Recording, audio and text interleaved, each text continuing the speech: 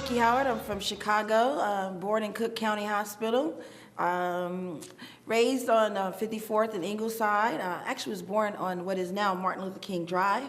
Growing up in Chicago, the influence that Chicago had on my music is, I tell you, I don't think I'd be who I am or doing the kind of music I do if had not been for Chicago. Walking to school in those days, there were taverns everywhere, and you would hear the music at all times of day and night, especially coming home from school.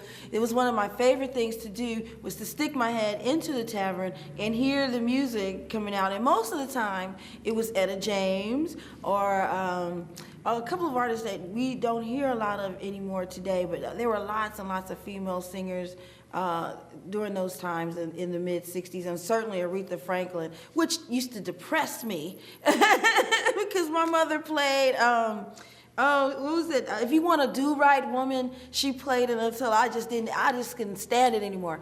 But I loved Aretha Franklin, Nina Simone. People like this were not only played in our home, but were known to my mom and dad as friends, you know, and when we listened to them, we listened as if they were, you know, people that we knew and not just something we heard on the radio, because we really didn't hear them on the radio. Little Jimmy Scott is one of the people that influenced me to record Imagination. I couldn't wait to grow up and be able to sing like Little Jimmy Scott and Nancy Wilson and Nina Simone and Shirley Bassey and Judy Garland. And these were the people I admired growing up in Chicago. They were heard a lot. We moved to Los Angeles in 69 or 70, and my mom always said, don't take me back to Chicago. She told my dad not to keep me here because she was afraid of the fact that I wouldn't turn out well, because I would probably drift off to the bad communities and things like that. You know, she was really afraid of that. And she knew that I would flourish wanting to be an entertainer in Los Angeles. So that was part of the reason she moved us there. My mother died during, you know, high school, and I was very, very angry, and I would lash out, and, you know, I just didn't go to school anymore. There was nobody to make me. I wasn't going. And I hung out at the studios, and I was making records. And one day, I got kicked out of all Los Angeles School District, and they put me in continuation after a year of being out of school. And when I got called into the counseling office, she told me that she needed me to repeat the 10th grade, which was not going to happen. I was like, okay, well, that's the end of that. And she says to me, the counselor says, you know, I played her a record called In the Meantime I had done with the LA Boppers, and I was my first lead singing solo. And she's like, I think you should quit school and, you know, pursue your career. I think you'll do well. And I did, and she told me to get a GED, which I did. I got a GED, and went to LA City College because it was near the beach and it was free, and, you know, they helped you out when you went to college. So I went to college there and just continued to sing and make music, and I joined a group called Side Effect, quite by accident. Augie Johnson had discovered me at a pageant, you know, for church, which I wasn't old enough to be in the pageant, so I just was singing. So Augie Johnson was in a group called Side Effect. They had a big hit out called Always There and Keep That Same Old Feeling. And they were working with the Crusaders, Wayne Henderson from At Home Records. And I was the only female in the stable of artists, period. And I was very, very young, 16, 17 years old. Eventually, I got put on several records. Everything that came out of LA, almost, I sang on from 75 until 81, almost every record, every Gap Band record. We were taught in those days that there was no such thing as I sing or I dance. You sing, dance, act, chew gum, walk backwards in high heels. You know, you entertain, you tell jokes, you do the whole thing. You know, you never see a movie with Doris Day where she doesn't sing, dance, and act. It's what's expected of you. You know, there were specialty artists, like maybe a Billie Holiday and, you know, people like this, but you still, you know, you could sing, dance, act. My first check was $10,000 for singing, and I cashed it and put it in the drawer. I'll never forget it. I bought a television, you know, and I was very, very young, 18 years old. So I just always made a living singing. When I got to California, I certainly wanted to act, and I still enjoy it. You know, I did lots of different things and plays, and you know, you learn to do the time step, and you know, we went to Fred Astaire's dance studio.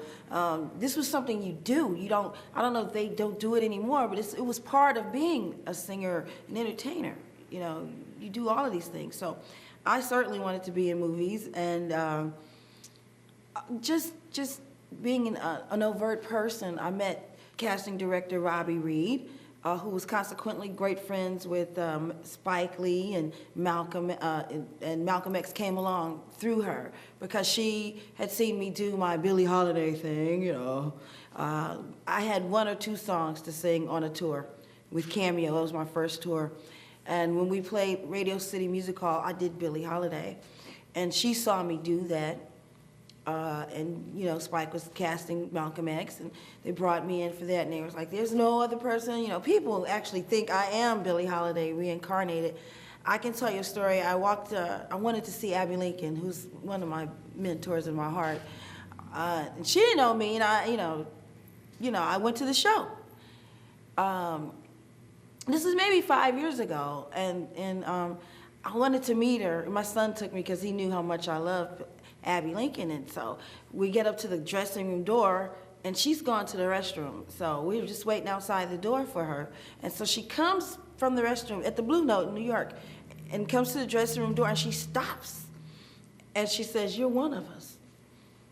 I was like, "Yeah." She said, and she goes, "You remind me so much of Billie. You're so much like Billie."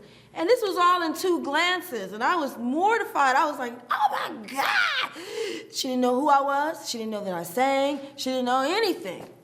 And she brought me in her dressing room, and she just kept saying, "Why did it take so long? Why did it take so long for me to meet you?" And this and that and the other. And she still, but when I left, didn't know that I was a singer. I never told her. I just enjoyed that spiritual moment with her, you know? So that was a big thing to me.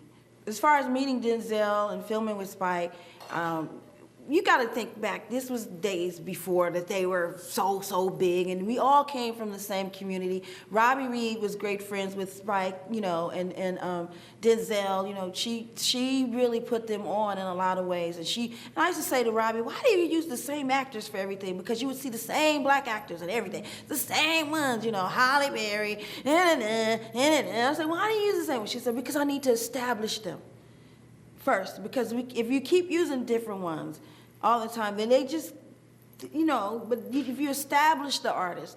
And that's what she did with Denzel and Spike, and, you know, and working together. So it was a very tight and close-knit community, you know, especially in the late 80s and early 90s. When I got to go work with Spike and Denzel, I wasn't working with stars or people I didn't know.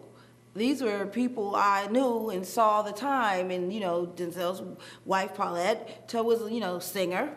You know, we were all in the same circle. So to me, it was just like, "It's early, ain't it?" "Yeah." "What are you doing?" or when I got to do Poetic Justice and work with Tupac was the first time I really worked with hip-hop writer, you know, rappers. I spent hours with Tupac. One reason is because when I got there, I was not a star on the set. You know, they had Janet and big trailers, and Tupac had and everything, and they put me in a horse trailer. And I was like, I went to, you know, I was like, I know I'm new to the movie business, but I'm not staying in the horse trailer, you know, because he's like a kid to me. I'm like, you got to do something. So John Singer gave me his trailer, which was right next to Tupac's. And Tupac would have like all these guys in there, you know, testosterone, and a young, pretty 32-year-old female. "Hey, yeah, what's going on next door?" You know. So he would bring his guys over, and we'd eat lunch together because we certainly didn't want what was usually given at catering. You know, we'd sit out for barbecue or chicken, and Tupac they sitting there and they're smoking blunts like big old blunts, you know, and you open the door, it's just smoke everywhere. but he was a lovely person, a gentleman. We had he would rub my feet. We'd sit there and he'd rub my feet. He would talk about, he got married because of our conversations about, you get married and, expected to live this sort of a kind of life. And then all of a sudden everything went haywire. Like, he was like, oh, Tupac is getting high, and he just went crazy. He was like starting to fight people, and he'd come in every day with different tattoo, and they were like, what is that? What are you doing to yourself? I didn't have any understanding for it. What is going on? All I knew was we don't associate with people like that. That's what I knew, that bad association spoils youth for habits. And that looked like bad association at that time. So you just kind of say, I hope everything is all right. Is Pac okay? And I used to call him Tupac-y. That was a very interesting time. And he was such a nice person and such an innocent person. Really, really, really, really. It takes a lot of innocence to be able to say, you're wrong, and what you're doing is wrong. Because you don't know not to do that.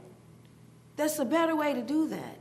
But when you're young and passionate and innocent, you don't really know the consequences of what you're doing. You know the consequences of somebody shooting you, but you don't really know the consequences of what you're doing when you're behaving like that. And he was one of those people. I saw Denzel get the, Oscar. I'm excited for him. That's so good, But mostly I wonder, are you okay? Is everything good in your life? How are your kids? He's got twins, and we have kids around the same age, and I think like that, more in terms of that. And is your home success? That's success. Are you okay? Can you walk out and not, trip out that I'm outside? That type of thing I worry. So I hope they're okay. I don't see them anymore too much. What happens to me is like, I don't see Spike Lee anymore. And these people that I knew to be very humble, talented people that really wanted to make a distinguishing athletic statement, became people that just want success in terms of I want money, or, I'm not successful if I don't have a Golden Globe, and I want to be in this realm of people. I don't think of success like that. I haven't seen Spike Lee, and I don't see Denzel Washington too much, but he's still in the same crowd. I just didn't go to some things that they go to. But I hope that they have success at home and in heart. That's real success. I'm Miki Howard, and I rock jazz. You changed my life around, placed my feet on solid